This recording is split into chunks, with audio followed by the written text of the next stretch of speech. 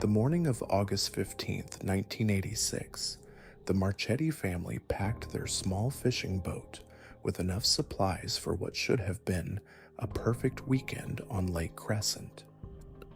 Tony Marchetti, a 42-year-old auto mechanic from Bellingham, Washington, had been planning this trip for months. His wife Sandra, 38, had just finished her nursing degree and was eager for a break before starting her new job. Their children, 16-year-old Michael and 12-year-old Emma, were excited about their last adventure before school started. The forecast called for clear skies and calm waters. No one could have predicted that within hours, all four would vanish without a trace, leaving behind only questions that would haunt their small town for over a decade. Lake Crescent stretched out like a mirror that Friday morning, its surface barely disturbed by the gentle wake of the Marchetti's 18-foot aluminum fishing boat. Tony had bought the boat secondhand 3 years earlier, and it had become the family's weekend escape from the routine of small-town life. Sandra packed sandwiches and thermoses of coffee while the kids loaded their fishing gear and a portable radio. Michael, who had just gotten his driver's license, was already talking about taking the boat out on his own someday. Emma clutched her new camera, determined to document every moment of what she called their last summer adventure. They launched from the public dock at Storm King just after sunrise. Several other boaters saw them heading west toward the deeper parts of the lake, where Tony insisted the best fishing could be found. The boat's small outboard motor puttered steadily as they disappeared around the bend near Pyramid Mountain. According to witnesses, everything appeared normal. The family seemed relaxed and happy, waving to other boaters as they passed. By Sunday evening, when the Marchettis failed to return home, their neighbors began to worry. Sandra's sister called the sheriff's office, explaining that the family had never been late, returning from their lake trips. Tony was methodical about time, always back before dark on Sunday to prepare for the work week ahead. The initial response was measured.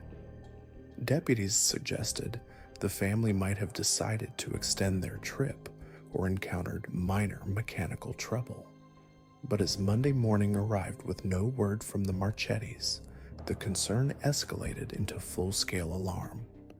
The Coast Guard was notified, and search teams began combing Lake Crescent's 12-mile length. The lake, carved by ancient glaciers, plunged to depths of over 600 feet in some areas. Its crystal-clear waters, usually an asset for searchers, seemed to mock their efforts as they peered into the blue-black depths, finding nothing. The search lasted 2 weeks. Helicopters swept the shoreline, while dive teams explored underwater ledges and submerged logs where a boat might have snagged. Volunteers walked every accessible inch of the lake's perimeter, calling out the family's names until their voices grew hoarse. The lake gave up nothing. No debris, no oil slick, no personal belongings. It was as if the Marchetti family had simply evaporated into the mountain air. Theories emerged quickly in the absence of facts. Some suggested the family had staged their own disappearance to escape mounting debts, though Tony's financial records showed nothing unusual. Others whispered about foul play, pointing to a recent dispute Tony had with a customer over repair work.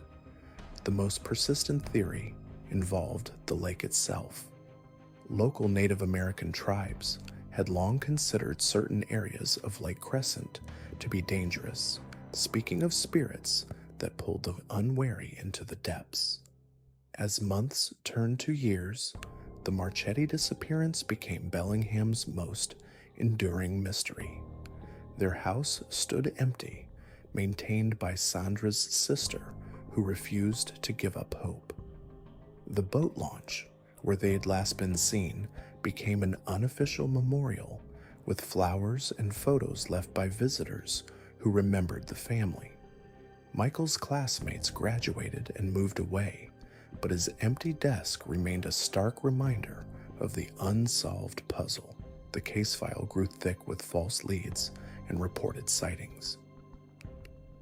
Someone claimed to have seen the family at a gas station in Oregon. Another witness swore they'd spotted Tony working at a marina in California. Each lead was investigated thoroughly, but none led anywhere. The Marchettis had vanished as completely as if they had never existed, leaving behind only memories and questions that seemed to multiply with each passing year. Detective Ray Kowalski inherited the case when he transferred to the Clallam County Sheriff's Office in 1992. He spent countless hours reviewing witness statements and studying maps of the lake, trying to find some detail his predecessors might have missed. The case haunted him, particularly the photos of Emma and Michael that stared out from the evidence files. Kids that age should have had their whole lives ahead of them, not become footnotes in an unsolved mystery. By the mid-1990s, the active investigation had essentially ended. The case remained officially open, but with no new evidence and no credible leads, there was little more the authorities could do. The lake kept its secrets, and the Marchetti family became another entry in the long list of people who had simply walked out of their lives and never returned. Their disappearance joined the folklore of the Pacific Northwest, whispered about in the same breath as D.B. Cooper and other vanished souls. But Lake Crescent, for all its beauty and serenity, was not done with the Marchetti family. Deep beneath its pristine surface, currents moved in patterns unchanged since the Ice Age. Sediments shifted and settled, and things long hidden sometimes worked their way back toward the light. The lake had swallowed the family's secret in 1986, but it would not hold it forever.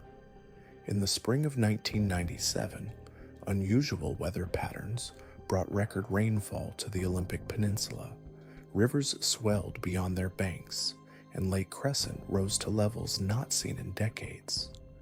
The higher water levels changed the underwater landscape, shifting sediments and exposing areas that had been buried for years. It was this combination of weather and time that would finally begin to unlock the mystery that had plagued Bellingham for over a decade. It was late spring 1997 when nature itself began to pull back the curtain on one of Lake Crescent's deepest mysteries. The Pacific Northwest had endured one of its wettest winters on record, with rainfall totals reaching nearly double their historical averages. Storm after storm pounded the Olympic Peninsula, sending torrents of water cascading down mountain slopes and into the lake's depths. For months, the deluge continued.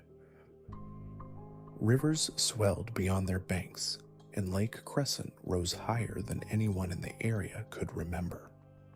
The water level climbed steadily, submerging boat docks, flooding shoreline cabins, and transforming familiar landmarks into unrecognizable terrain.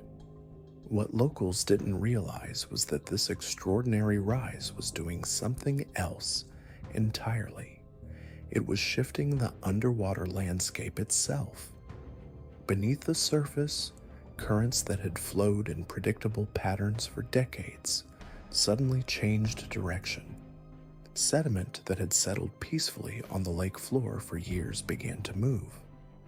The pressure from the rise in water was enough to dislodge debris, rocks, and silt that had remained undisturbed since the late 1980s. In some places, The force was so great that it carved new channels along the bottom. In others, it exposed areas that had been buried for nearly a decade. By early summer, when the rains finally stopped and the water level began to stabilize, Lake Crescent had become a different place entirely. The shoreline had shifted. Familiar swimming spots were now several feet underwater. Hiking trails that once hugged the water's edge were completely submerged. For the permanent residents and frequent visitors, it felt like returning to a lake they no longer recognized. But the most significant changes were happening where no one could see them. Deep beneath the surface, in the coldest, darkest reaches of the lake, something that had been hidden was slowly working its way free from its burial place. The weight of accumulated sediment, the shifting currents, and the relentless pressure of the rising water were all combining to reveal what had been lost. Local fishermen were the first to notice that something was different. Their depth finders were picking up unusual readings in areas they thought they knew by heart. Underwater formations that had never appeared on their sonar before were suddenly showing up on their screens. Some dismissed it as equipment malfunction or debris washed down from the mountains during the storms. Others suspected that the heavy rains had simply stirred up the lake bottom enough to confuse their instruments.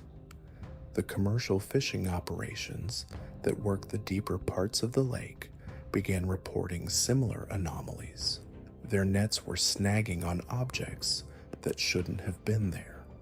In some cases, they were pulling up fragments of materials that clearly didn't belong on a lake floor, pieces of metal, scraps of fabric, and other debris that seemed far too old to have been deposited during the recent storms. Meanwhile, the search and rescue teams that had combed every inch of Lake Crescent's accessible areas in 1986 watched the rising water with a mixture of frustration and hope.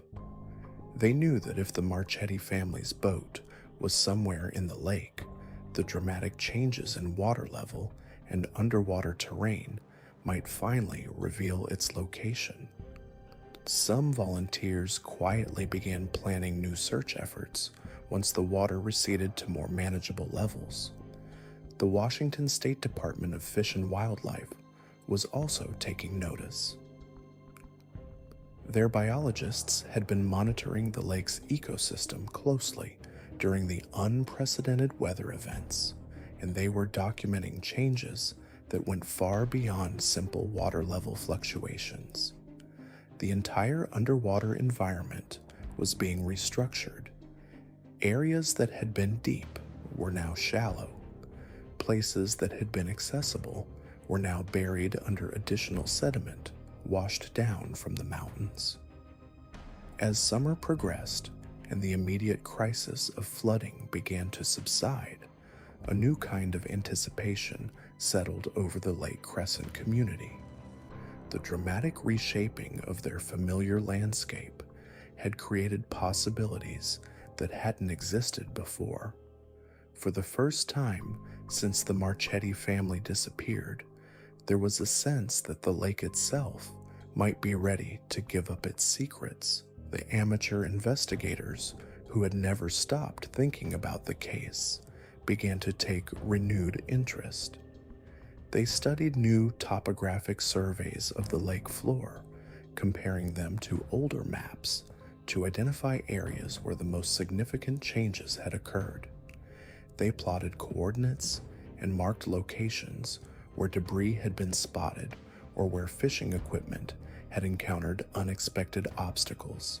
Also, local dive shops reported an unusual uptick in interest from recreational divers wanting to explore the transformed underwater landscape. While most were simply curious about how the storms had changed familiar dive sites, others had more specific goals in mind. They were looking for signs of the Marchetti family's fate, hoping that the natural upheaval might have finally exposed what human searchers had been unable to find. The lake's transformation had also caught the attention of underwater archaeologists and recovery specialists from the University of Washington. They understood that significant environmental changes often revealed historical artifacts and lost objects that had been hidden for years or even decades. Several research teams began making preliminary plans to conduct systematic surveys of the areas where the most dramatic changes had occurred. But perhaps most importantly, the events of 1997 had reawakened public interest in the Marchetti case. Local newspapers ran retrospective articles about the family's disappearance, comparing the unsuccessful search efforts of 1986 to the new possibilities created by the lake's transformation. Television news crews returned to document how the record-breaking weather had literally reshaped one of the region's most beautiful and mysterious bodies of water. For Elena Marchetti's surviving relatives, the dramatic changes brought a complex mixture of emotions. On one hand, they felt renewed hope that answers might finally be within reach. The lake had been fundamentally altered, and areas that had been inaccessible to searchers in 1986 might now be exposed or at least more easily investigated. On the other hand, they had learned to protect themselves from false hope over the years, having endured numerous false leads and promising tips that ultimately led nowhere. As autumn approached and the lake continued to settle into its new configuration, everyone who had been touched by the Marchetti mystery found themselves asking the same questions. What had the unprecedented storms uncovered? What had been hidden beneath the sediment and debris for more than a decade? And most importantly, was Lake Crescent finally ready to reveal the truth about what happened to Marco, Elena, and their two young children during that weekend camping trip in August 1986? The stage was set for discoveries that would either provide long-awaited closure or deepen the mystery even further. The lake had been transformed, creating new possibilities for both revelation and disappointment. All that remained was for someone to look in the right place at the right time and find what the shifting waters had chosen to expose. The natural forces that had reshaped Lake Crescent were about to intersect with human determination in ways that no one could have predicted, setting up a confrontation between the lake's long-held secrets and the relentless search for truth that had never truly ended. As news spread through the lake community, the environmental changes triggered the most intensive search effort since 1986. Divers equipped with advanced sonar technology descended into areas previously considered inaccessible. The shifted landscape had created new underwater valleys and exposed rock formations that had been buried for over a decade. Marine archaeologists joined the effort, their expertise crucial in navigating the treacherous underwater terrain that had claimed the family. The first breakthrough came during the third week of the renewed search. A diving team working near the deepest part of the lake's new topography detected an anomaly buried beneath layers of sediment and debris.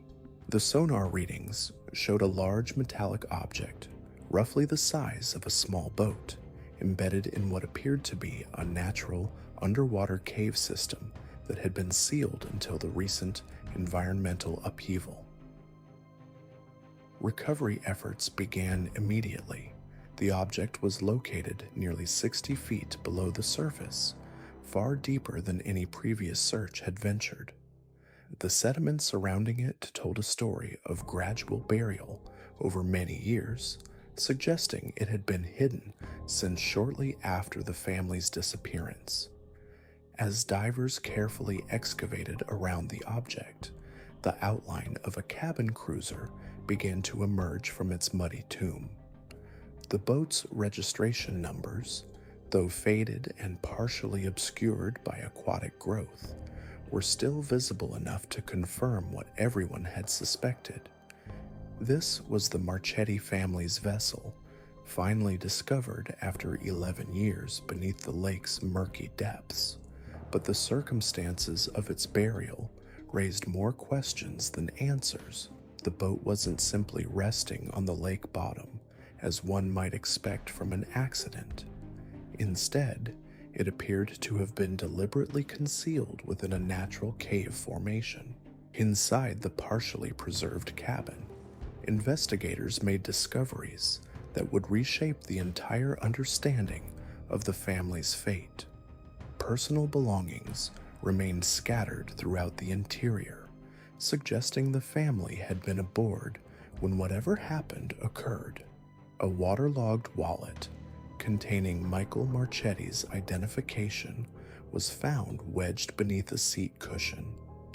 Children's toys and fishing equipment lay exactly where they might have been left during what should have been a peaceful weekend getaway. More disturbing were the signs of damage to the boat's hull.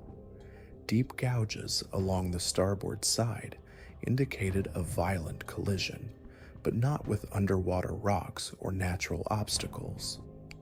The pattern and depth of the damage suggested impact with another vessel, raising the possibility that the Marchetti family's disappearance wasn't an accident at all. Tool marks near the boat's engine compartment hinted at deliberate sabotage, though the years underwater had made definitive analysis challenging. The discovery sent shockwaves through the tight-knit lake community. Families who had known the Marchettis gathered at the marina where the recovered boat was brought to shore. The sight of the vessel, still partially caked in lake mud and trailing aquatic vegetation, brought back painful memories and renewed questions about what had really happened that August weekend in 1986. Local authorities immediately reopened the case as a potential homicide investigation. The evidence suggested this was no longer a matter of a family lost in a boating accident, but possibly something far more sinister. Detectives began re-interviewing witnesses from the original investigation, many of whom now came forward with details they had previously considered unimportant or had been too afraid to share. One particularly significant testimony came from a retired marina worker who had been on duty the weekend the family disappeared. He recalled seeing an unfamiliar boat following the Marchetti vessel out of the harbor that Saturday morning. The witness had thought nothing of it at the time, assuming it was simply another family heading out for a day of fishing. But the boat had returned alone later that evening, and the man operating it had seemed nervous and agitated when purchasing fuel. The investigation expanded to include maritime records from the period, searching for any vessels that might have been in the area during the critical time frame. Security footage from the era was limited, but investigators managed to locate several amateur photographs taken by other boaters that weekend. Enhanced digital analysis of these images revealed the presence of at least 2 other vessels in the vicinity where the Marchetti boat was last seen. As the technical investigation proceeded, the human impact of the discovery continued to reverberate through the community. The Marchetti family's relatives, who had spent over a decade wondering about their loved one's fate, finally had some answers, though they brought little comfort. The knowledge that Michael, Susan, and their 2 children had likely met with foul play rather than simply being victims of a tragic accident added a new dimension of grief to their long ordeal. The local sheriff's department coordinated with state investigators to process the recovered evidence. Every item found within the boat was carefully cataloged and analyzed for clues about the family's final moments. A partially legible logbook found in a sealed compartment provided timeline details from their last day, confirming they had been fishing successfully and planned to return to shore before sunset. But perhaps the most chilling discovery was found hidden beneath the boat's floor panels. Investigators uncovered what appeared to be a hastily written note, its ink barely visible after years underwater. The few legible words suggested someone had been following them and that Michael Marchetti had become aware of the danger shortly before whatever confrontation had occurred. The note's discovery prompted authorities to expand their investigation beyond the immediate lake area. They began examining the Marchetti family's business and personal relationships, searching for anyone who might have had reason to harm them. Michael's construction company records were scrutinized for potential disputes or financial conflicts that could have provided a motive for violence. As winter approached and the lake's water levels began to recede from their record highs, investigators knew their window for underwater searches was closing. The environmental conditions that had exposed the boat might not occur again for years, making this their best opportunity to uncover any remaining evidence.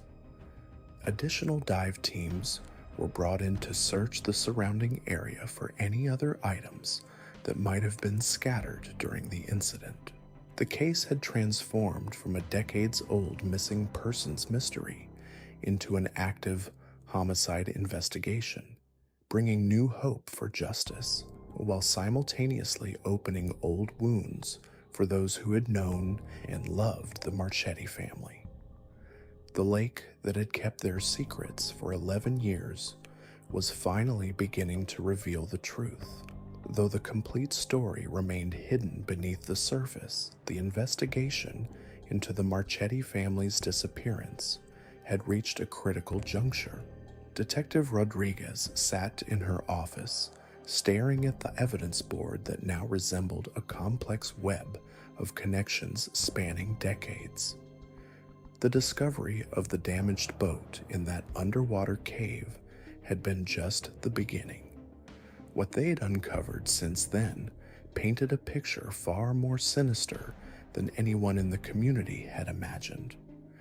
The hastily written note found in the boat's cabin had mentioned being followed, but new evidence suggested the Marchettis weren't just victims of circumstance. Phone records from 1986, finally digitized and cross-referenced, revealed a series of calls between Frank Marchetti and a number registered to Vincent "Vinny" Torino, a known associate of the Chicago outfit who'd been operating construction and waste management businesses throughout the Great Lakes region. Detective Rodriguez had initially assumed these were legitimate business calls. Frank owned a small contracting company, and Torino's waste management firm would have been a natural business partner. But the timing of the calls told a different story. The frequency increased dramatically in the weeks leading up to the family's disappearance, with the last call occurring just hours before they departed for their fishing trip. The breakthrough came when Rodriguez tracked down Torino's former bookkeeper, Maria Santos, now in her 70s and living in a retirement community outside Milwaukee. Santos had kept meticulous personal records of her concerns about the business operations, documenting what she suspected were illegal dumping activities and money laundering schemes. According to Santos, Frank Marchetti had been contracted to provide construction services for several remote properties around Lake Crescent. These weren't vacation homes or legitimate developments, but rather isolated locations where Torino's organization could dispose of industrial waste and other materials without proper oversight. Frank had apparently discovered the true nature of these operations and had been pressuring Torino for additional compensation to keep quiet about what he'd witnessed. The arrangement had worked for several months, but Frank's demands had become increasingly bold. Santos remembered overhearing heated phone conversations where Torino complained about Frank's growing appetite and his threats to contact environmental authorities if his demands weren't met. The situation had reached a boiling point in the spring of 1986 when Frank reportedly demanded a lump sum payment of $50,000 to relocate his family and permanently forget what he'd seen. Rodriguez's team expanded their investigation to include the remote properties Frank had worked on. Using satellite imagery and historical records, they identified 3 locations around Lake Crescent where Torino's operations had been active in the mid-1980s. 2 of the sites showed signs of environmental remediation efforts from the 1990s, suggesting someone had eventually cleaned up whatever had been dumped there. But the 3rd site, accessible only by boat and hidden in a heavily wooded cove, remained undisturbed. The forensic dive team's exploration of this 3rd site yielded disturbing evidence. Buried beneath decades of sediment and aquatic growth, they found sealed drums containing industrial chemicals, construction debris, and what appeared to be personal effects from multiple sources. More chilling was the discovery of a waterproof container holding documents and photographs that seemed to catalog various disposal operations, including locations, dates, and in some cases, the nature of what was being hidden. Among these documents was a detailed map of Lake Crescent showing underwater dumping sites, safe navigation routes, and what appeared to be contingency plans for different scenarios. The map included notations in Frank Marchetti's handwriting, suggesting he'd been more deeply involved in documenting these operations than anyone had realized. One notation, circled in red ink, marked the exact location where the family's boat had been found, with the ominous annotation, "Emergency Protocol Location."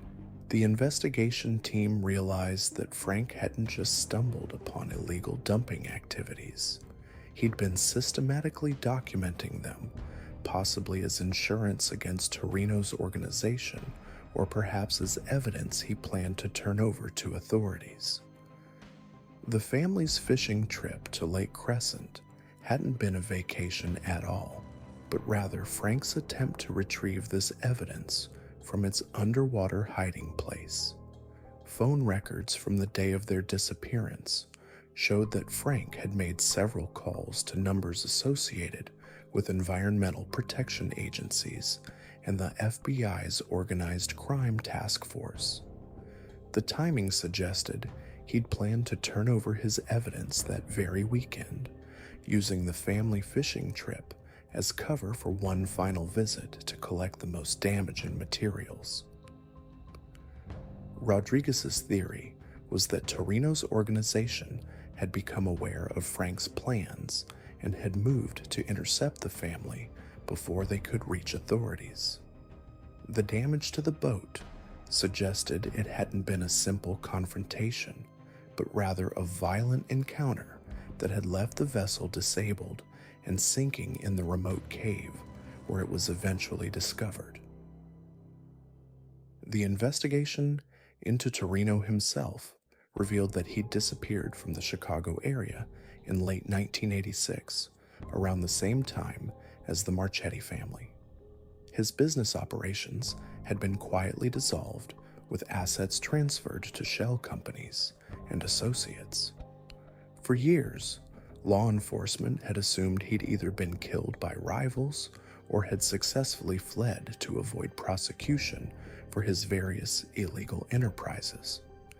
But Santos provided a crucial detail that changed everything. She remembered Torino mentioning a retirement property in Canada where he planned to lay low if his operations ever came under too much scrutiny.